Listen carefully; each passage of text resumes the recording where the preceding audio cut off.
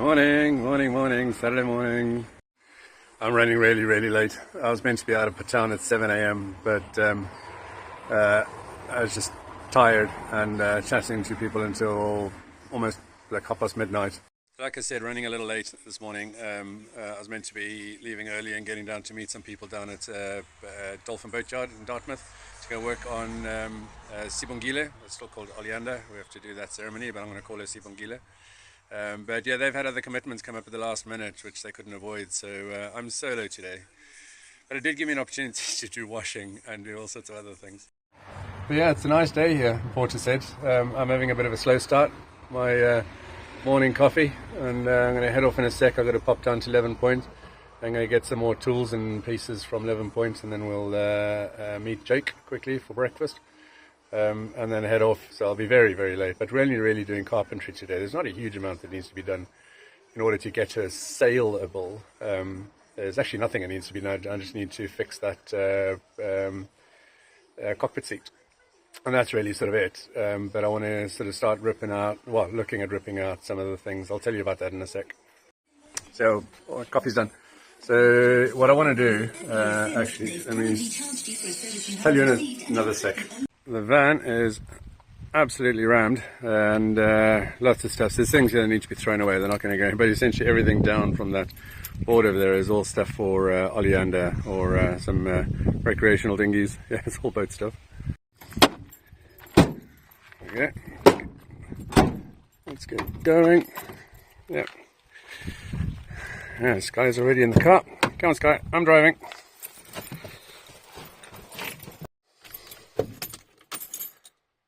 So yeah, so the plan is to revolutionize the cockpit and create some watertight bulkheads.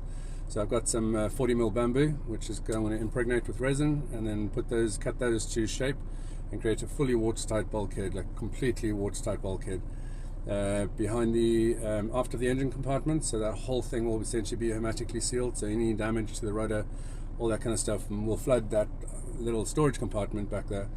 But that's it, water won't go anywhere else. And so I'll have our own bilge pump, which will run off its own battery, and all that kind of stuff. So that'll be self-contained. And then watertight bulkhead in the front. And then in the interim period, the main section in the middle, which will be the majority of the V-berth, the area around their heads, and then the main saloon and the engine compartment. But what I also want to do is put at least a partial bulkhead, a watertight bulkhead, sort of in line with the water tank, so that it sort of separates areas. So if regardless of which area you get a flood in, that it will contain the water in that area. Right, let's get going. Jake's probably waiting down at Ocean's Cafe, and I owe him breakfast. See you in a bit. Right, we are here. Coffee over. And as I say, we're all here. I mean, it's just me. I can't remember if I mentioned, lots of people who were going to come down ended up with sort of other commitments, kids, stuff, whatever. Yes, it's just me. So let's start at the bottom. What's the update? So we've got a little bit of spare paint to paint where the chocks are, and under the keel. So we've got some spare paint for that. Michael kindly sorted that out for us from some leftover. So that's one. If you remember, the engine on this boat is currently seized, so it doesn't have, for all intents and purposes, a working inboard. I was hoping to get a prop puller and extract the prop so that we could sail without that extra drag. But anyway, the solution to that is a stern hung outboard. So the guy that I bought it from also had an extended leg outboard. This is a 9.8 horsepower Tohatsu 4-stroke. And so that's here now. A little bit of a disappointment this morning. It fell over and broke the tiller handle. So I said I will try and see, because we're hoping to launch on Monday. See if I can jury rig that. But at least it's a good quality outboard, and it's in a reasonably good condition, recently serviced, I think. So it'll at least get us out the out the creek and out Shit Creek as well. Alright, let's go up and I'll quickly show you. Last video I had taken down the netting from these sides, I don't know what I'll do in the future, whether I'll replace it or not. I'm not all that fussed. But that's been reserved by Lee and Carolina from Good Deed Sailing. I think they've got a pet.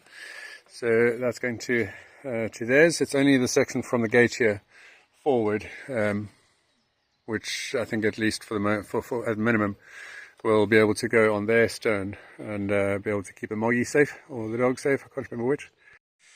Looks a little bit out of place. I'll stain that at some point. I don't suppose it's been varnished just yet, so that'll need to get done, but they've replaced the cap rails on the tow rail, or gunnels, or whatever they're called. That one still needs to be done, but I don't think that one was damaged as part of the error by the boatyard.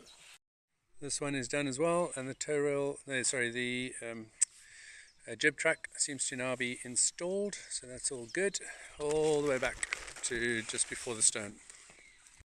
There's a bird up in the trees here. That sounds just like a baby crying. I don't know if you can hear it. Yeah, it's weird. Cool, and then I have brought some plywood with me to do a temporary fix on that cockpit seat. So this weekend is all about cleaning, tidying, getting ready for launch. I might leave it here for another 2 weeks. We'll see how we get on today and tomorrow. But yeah, so we're still booked for launch Monday morning. We will see.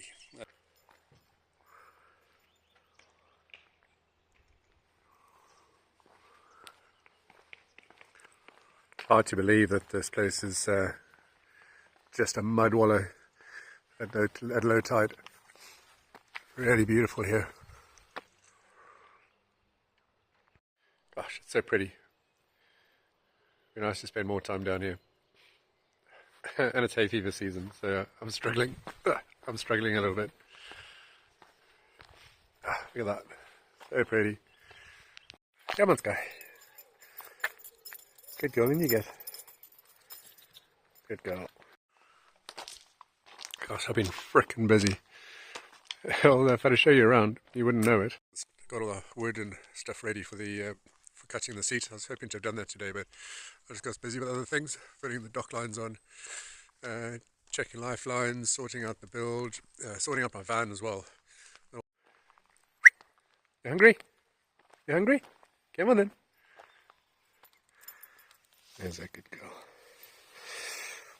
Alright, come on, eat. Morning, morning, morning, morning.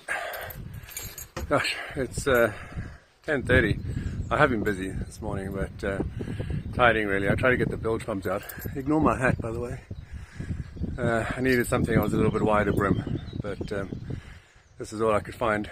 And it's England football, so it's not exactly, South Africa's not exactly a football playing nation, so I'm not sleeping with the enemy. South Africa would probably disagree. It's a massively popular sport, but we're just not very good at it. Anyway, yes, we're getting started. This is why it's always worth having spare blocks of all different varieties, so that you can actually hoist stuff.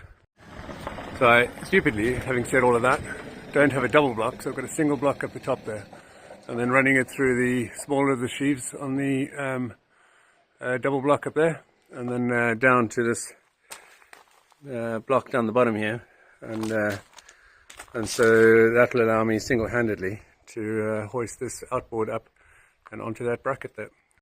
It would help if I rigged this frickin' block correctly. I didn't actually put it through the wheel. Oh gosh, Sunday morning on my own. More interested in the video than actually doing this job correctly. That's better. Holy smokes. That was a lot harder than I was expecting it to be. Now, hoisting it up was the easy bit, but actually getting it seated and then getting that bracket adjusted and stuff, up and down the ladder. It's the problem with doing things on your own. If there's two people, it goes like 4 times faster. But I've cut some temporary seats for these areas. That one doesn't really need one, but I figured I'd make them look identical so that they match. Right, I think I'm done for the day. I say my back's killing me. I'm looking forward to going home and sleeping in my own bed. I was going to stay on the boat tonight so I can be ready for tomorrow, but I think I'll put up to the sort of hour and a half, 2 hours home, and and then chase down again in the morning and come and chat to them about the launch and the options for next week. Right, so we are back down in Dartmouth. Gosh, I had a good night's sleep last night. I was absolutely out for the count. I cancelled the launch this morning. I don't think with the tiller arm on that outboard broken, it's a good idea to try and move it today, especially since the tide's going out. And the updated plan is that we're going to launch next Friday, and then she's going to be in the water for a week here under observations to make sure there's no unforeseen issues. Good morning. It is a week later, and I've just dropped Ruben at school and put in some fuel. And just going to be heading down now to launch. We're launching at noon. It is now almost exactly 9 o'clock. So chase down to Dartmouth, do some work, make sure the boat's ready. I've got an anode I need to put on, make sure the seacocks are all tight, and then send an email, and then hopefully that'll take us up to noon. And all good. Yes, so launching today, that's exciting. So like I mentioned, they're going to keep the boat under observation in Dart Key for the week. So we'll launch today, and then next Friday we'll be back down again, and then we'll probably cruise on down to Dartmouth itself, and then it's depending on the weather forecast really. Obviously this stuff is weather dependent, and we'll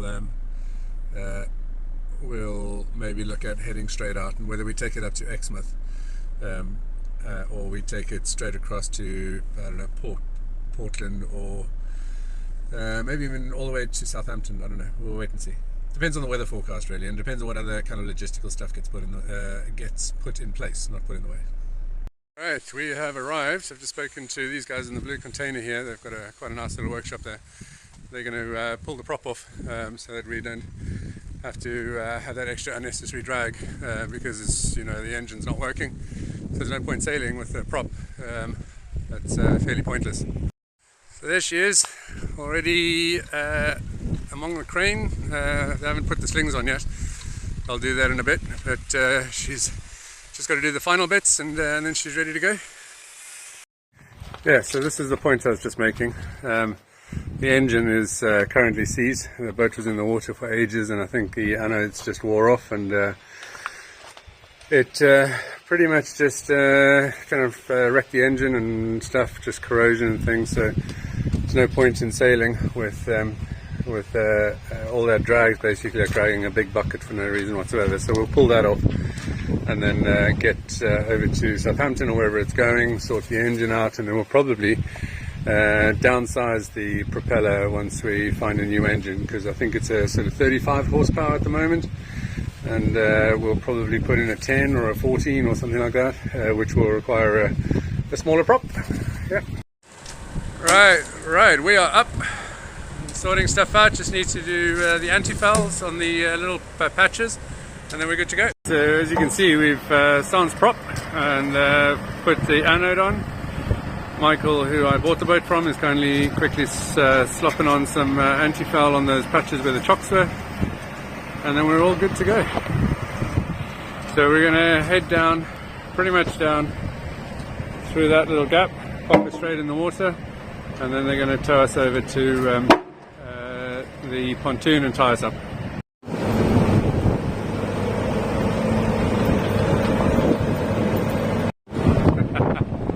It's a bit windy.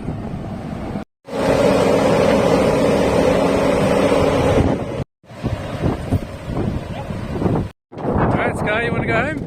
Hey, want to go home? Good girl. Are we going home? Alright, stupidly windy. And there she is, all afloat, no leaks, everything was good. It was uncomfortable getting over here, but yeah, Sibongile.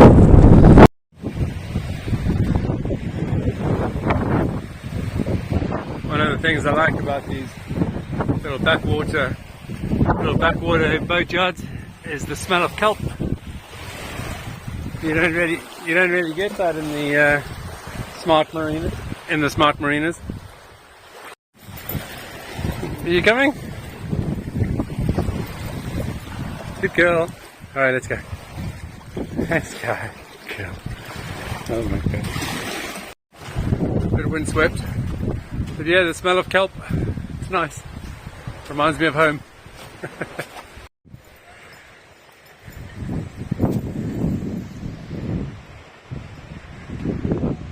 Maybe you can see them, little model sailboats out in the Force 10. I hope you guys enjoyed that. It's been an interesting journey. Bit of a disappointment about the outboard, but she's in the water now, so that's great. So the plan from here is on Friday we'll come down again, possibly move her down to Dartmouth, and then hopefully between now and then we'll have a destination in mind, either Exmouth or Southampton, and then we'll start the work to get her ready, and see if we can get a few opportunities to sail on her before we finish up for the winter, and then yeah, the winter work will start, and we'll modify the cockpit. We'll install watertight bulkhead, check and replace rigging if necessary, and sand down, fiberglass the whole coach roof, and get all of that kind of done and dusted and cleaned off. Essentially just make this sort of coach roof fairly bulletproof. The boatyard people were really complimentary about the hull of those boats themselves, so take all of that as a glowing endorsement. That from the deck joint downwards were good, and obviously we need to sort out the engine. It doesn't stop us sailing, but it would stop us from being a GGR entrance, so we need to sort that out. But yes, that's the plan. If you're interested in coming along to do the delivery trip next weekend, it does require people who are competent sailors, not just having done competent crew and that kind of stuff, but people who have offshore coastal skipper or yacht master.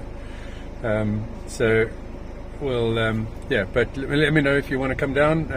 There'll be me plus Nick Armstrong. You guys have met him before, and then so space for 4 more.